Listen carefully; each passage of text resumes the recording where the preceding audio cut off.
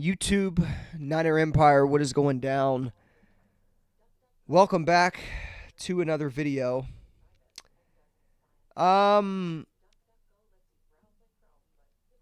week, another 49ers loss in a game which they should have won by 7 to 10 points. Another terrible outing from the defense, another mediocre day from the offense. You could argue that the offense was bad last night. We're covering everything in this video, so you guys might as well kick back, relax, because there's a lot to talk about. We'll start with the offense. I thought the offense played great for, well, I'm not going to say great, but I thought they played fine for the first three quarters. In particular, I thought Brock Purdy was fine for the first three quarters.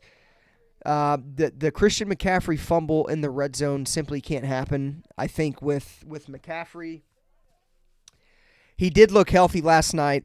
After the fumble, he clearly made up for it with scoring 2 touchdowns. But at the same time, had the 49ers got in the end zone right there instead of that McCaffrey fumble,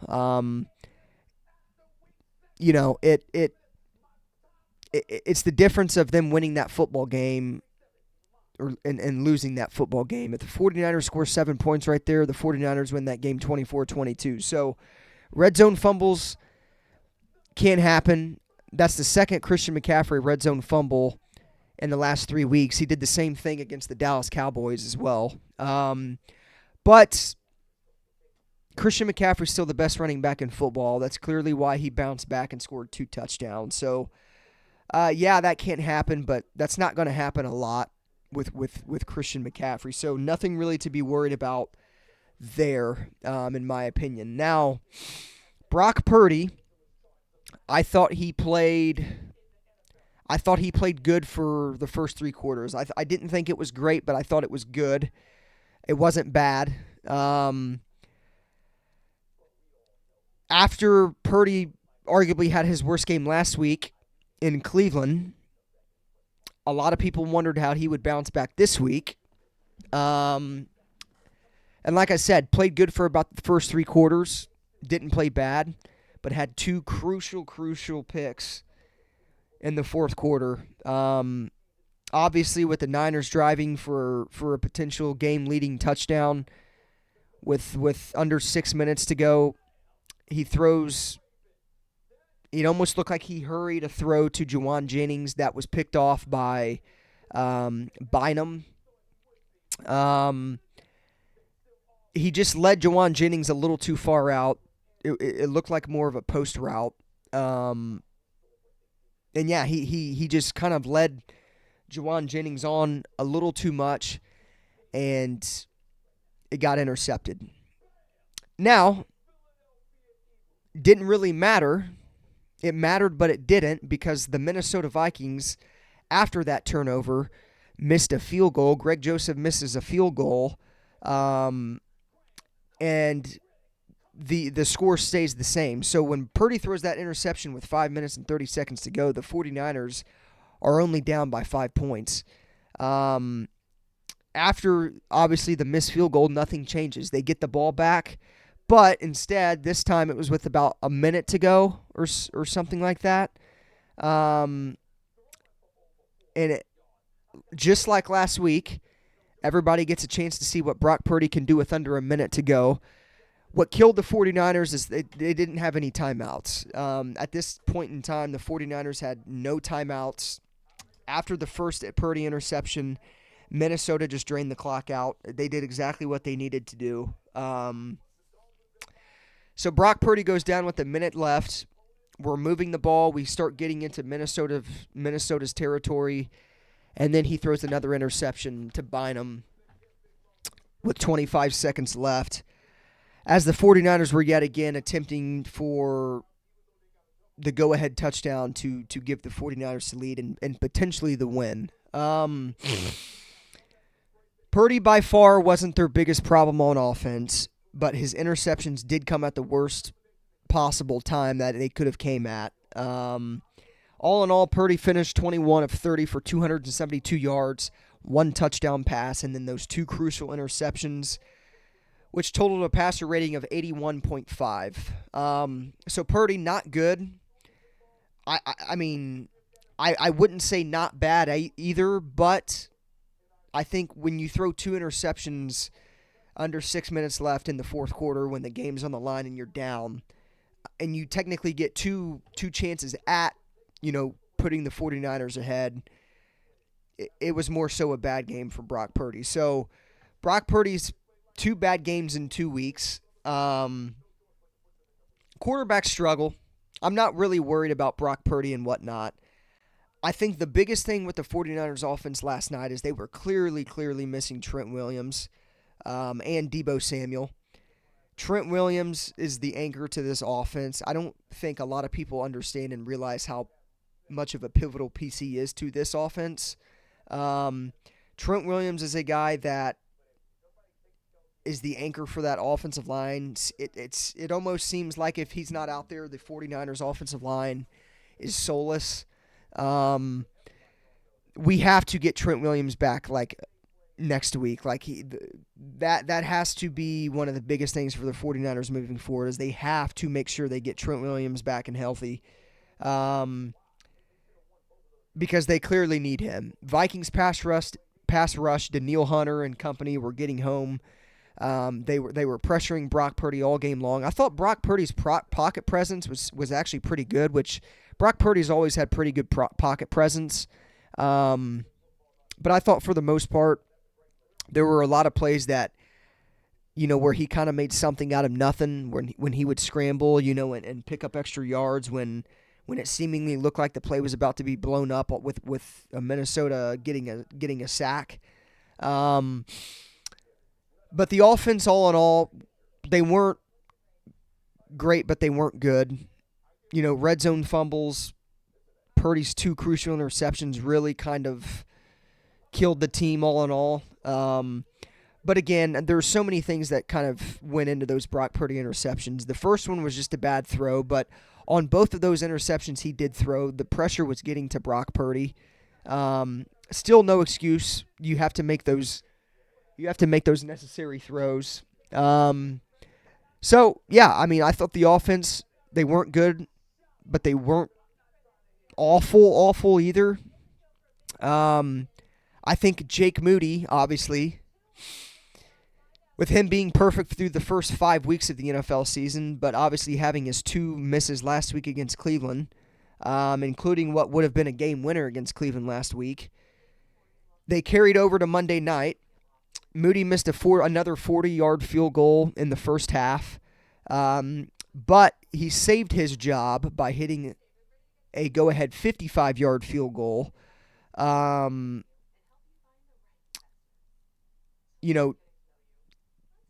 I truly think when he hits that 55-yard field goal, that saves his job without a doubt. I think the 49ers could easily still be, in the market for another field goal kicker to try to light a fire under Jake Moody's ass. But Jake Moody missing a 40-yard field goal attempt simply cannot happen. There's no excuse for that. Last week is one thing. I heard nothing but that he's a rookie and he's young and he's this and that. But the bottom line is the 40-yard misses, that 40-yard field goal range, those misses are starting to add up, and that simply can't happen, especially as we get later on into the season and into the postseason. The 49ers have to be comfortable with their kicker moving into the postseason. And I'm not sure if they're fully comfortable with Jake Moody yet. So Jake Moody, yeah, he misses the 40-yard field goal in the first half, but he does kind of, in a way, make up for it by hitting that 55-yard attempt later in the game. So to his credit, he was okay yesterday. He wasn't great. He wasn't good, but he was okay. When the 49ers, though, spend a third round on Jake Moody, I think you have to hit, field goals within the 40-yard range. It'll be interesting to see how patient they will be with Jake Moody before looking at somebody else to bring in for a kicker. Now, It's enough for the offense. Let's get into the defense. Steve Wilks called a terrible game. There was nothing good about what Steve Wilks did last night. Way too many big gain plays, way too many explosive plays that the Minnesota Vikings had that the 49ers led up. Pass rush completely non-existent. Cornerbacks were bad. I'm starting to wonder about this secondary. I knew the secondary was mediocre at best. They have played good when the defensive line has played good. But I have noticed when the defensive line is not getting home and they're not getting sacks and pressures and whatnot, this secondary seemingly can't do much. Charvarius Ward was arguably the worst player on the 49ers last night.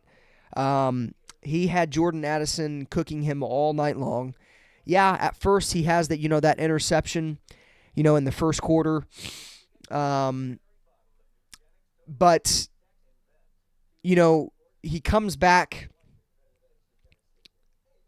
and in the second quarter with less than 15 seconds to go in the half, Steve Wilks dials up an all-out blitz on a 3rd and 6 in a position and on a play where if you get one more tackle inbounds, the clock runs out and you go into half down by 3 points. But instead, Steve Wilks calls an all-out blitz. The corners are in man coverage.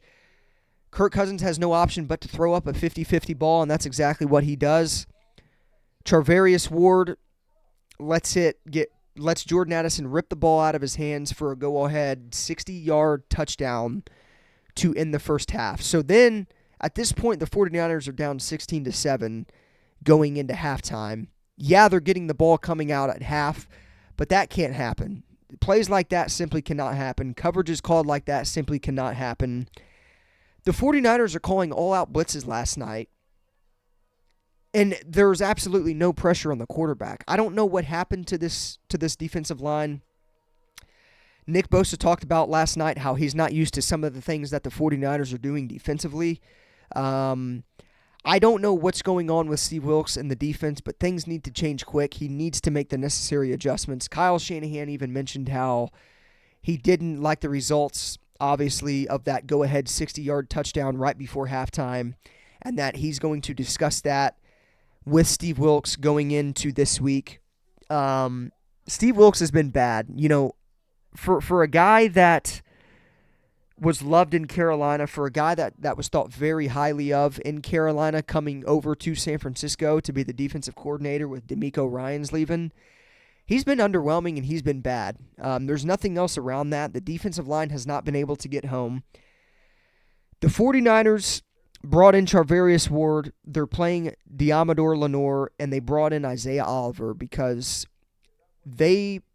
their whole thought process is if we have this defensive line that can get home and that can wreak havoc on a quarterback, we don't need elite corners. And I'm a fan of that. I think I back that. But after last night and after the past couple weeks, I can't say I'm comfortable with this secondary that we have currently.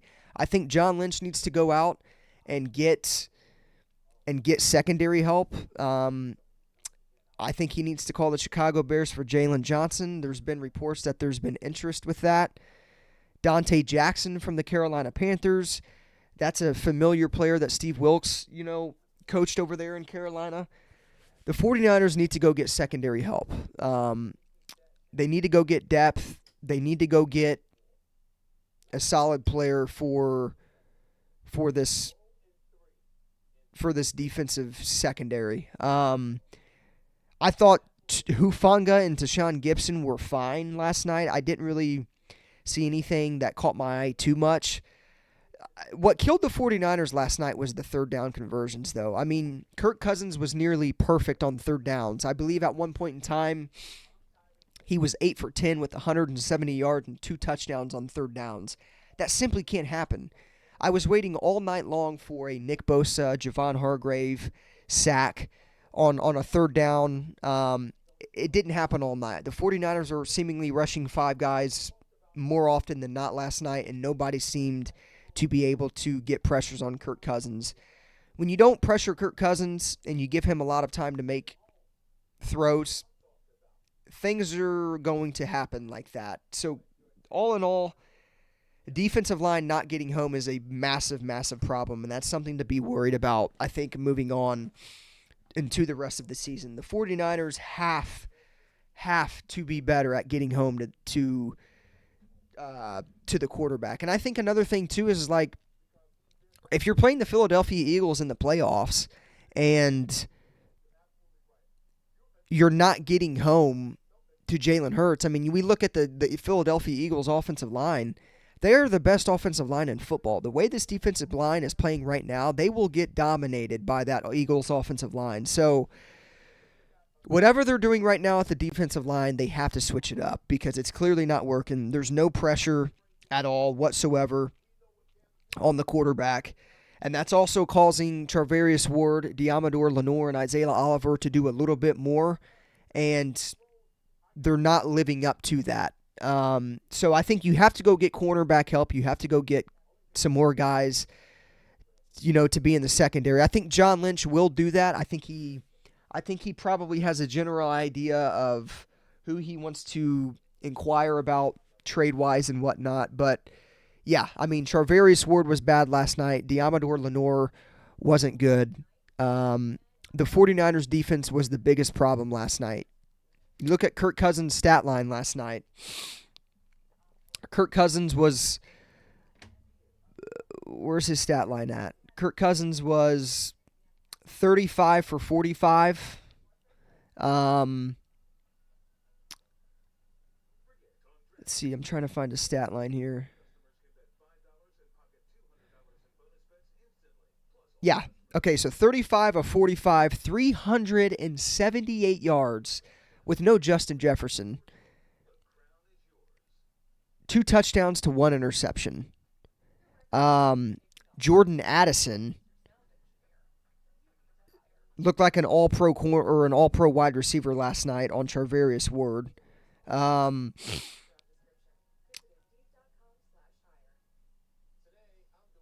Jordan Addison, I believe, 7 catches, well over 100 yards and 2 touchdowns. Jordan Addison was amazing last night. You got to give credit where credit's due. He was asked to step up in replace of Justin Jefferson being out, and he did exactly that. And he killed the 49ers last night, especially Charvarius Ward, and what he did. So kudos, credit to the Minnesota Vikings. They played a great football game. They clearly were the better team last night. The 49ers had no answer for their offense. Pass rush not getting home. Secondary playing terrible. Steve Wilks has to make adjustments. He has to be better. I think, it's good that the 49ers are getting these bumpy games out now. But I can't keep saying that. Like, at some point in time, that's not going to be an excuse or that's not going to be something to say to kind of, bandage up that loss. The 49ers simply have to be better. They're not winning a Super Bowl playing like this. But I do think some adversity in the regular season helps a little bit. I think the 49ers clearly, they have to be humbled now. If they're not humbled yet, I don't know what is simply going to humble them. I think these 2 losses have put things in perspective for the 49ers. I think they, coming off of Cleveland last night, you'd have thought they would have paid a little more attention to detail going into this game. And they didn't. They didn't.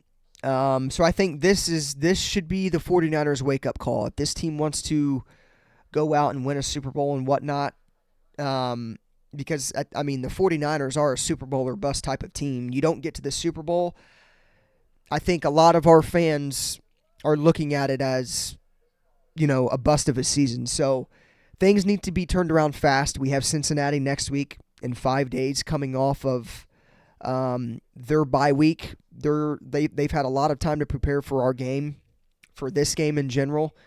The 49ers have to bounce back Sunday. You can't be 5-3 going into your bye week. You have to be at least 6-2. The schedule only gets tougher as well. The 49ers don't really have that tough of a schedule, but it does get tougher. Over the next 7 weeks, we play teams like the Bengals, the Jaguars, the Buccaneers, the Seahawks, the Eagles.